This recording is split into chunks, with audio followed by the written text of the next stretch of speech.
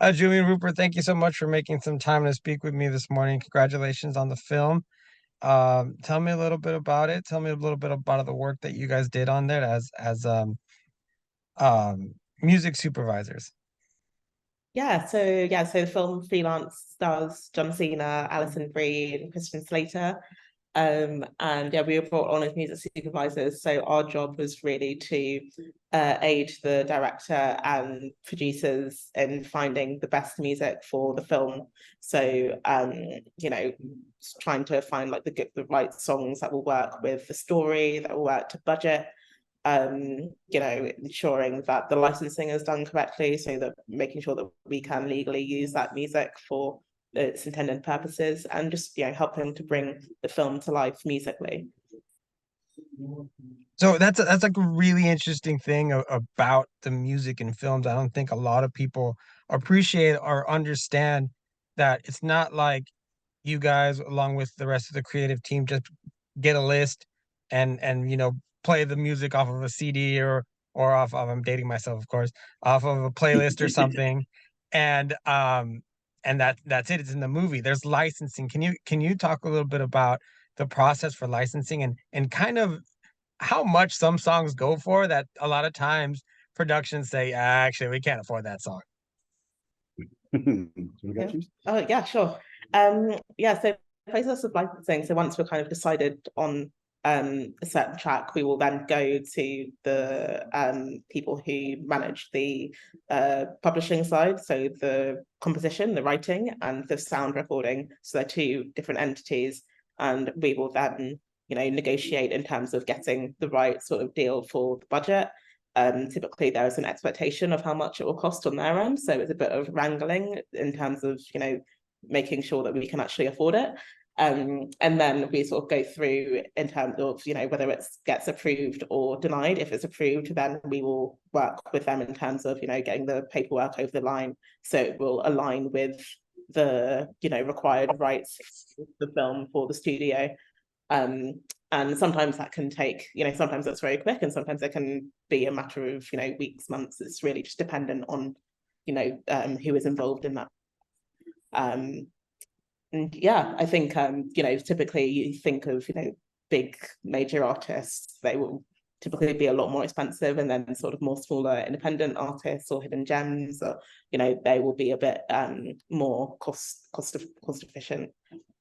And it's a slightly made up world as well. There's no rate card in commercial music licensing, so it's not a hard fact that the Rolling Stones cost £1 million and above to license in your movie, and our band together is like low hanging fruit and doesn't cost that much. It really just depends. It depends, as Jumi alluded to, if the band likes the concept of the film. So, for example, with something like Freelance, someone may have a problem with being depicted in an action movie because, for whatever reason, and they will deny the usage. And that applies to any band, like small, big, baby band, someone starting out, long-established band. So really, it's like, how long is a piece of string? But as you can imagine, producers would like the piece of string to be quite small, and directors don't. So yeah, that's another interesting point. There's no guideline as far as one band, one group, one artist, what their rate should be. There's no timeline versus because this is aged so long. There's no rate. It's set by whoever owns the music, correct? That's right. And there's layers, aren't there, James? There's layers of gatekeepers. So obviously, if you have a record label, Universal or whatever, and you have a publisher, Sony, they have bought the rights from the artist. So the artist has to approve, the label and publisher have to approve, then the producer has to approve. We're there trying to spin all the plates and keep it all together. That seems like it could be quite tedious work.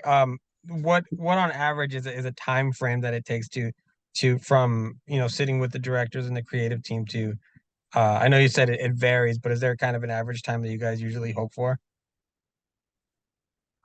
I mean, it's another how long is a piece of string, and I think you're often governed by how much time you have as well. So there have been some projects where I've needed to turn things around basically in a day, whereas if you have a bit of a longer time frame, we'll always try to work as quickly and as efficiently as possible, but You know, I think I think people are aware that if you have less time, they might then be like, oh, you know, if you really desperately need this, you might up the price of it, or you know, there's a bit of push and pull in every aspect of this role, and I think it's our job as well to kind of be the mediators in all of this, because we want artists and writers to get the fairest deal, but then we also, you know, are working with a certain budget, so we can't really go beyond that budget. So it's really about, you know, making sure that everyone in the equation is happy.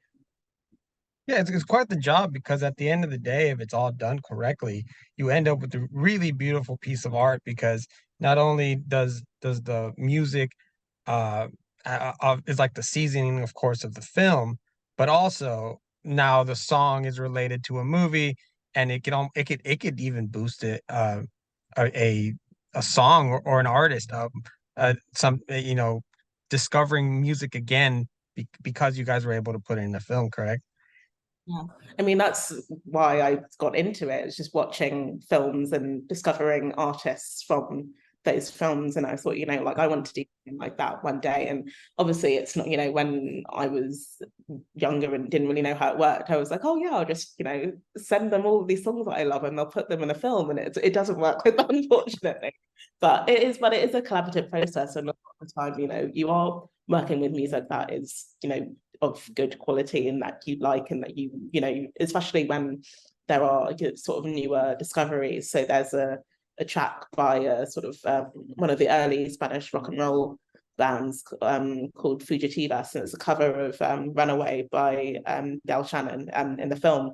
And you know, that was one that I thought, you know, that would be really cool if we get this in there, because it's just, you know, whilst the Del Shannon song is well known, this cover isn't particularly well known, and it would be really cool to have it in this sort of prominent scene and have people hear it and think like, oh yeah, Freelance, there was that cool Spanish rock and roll cover.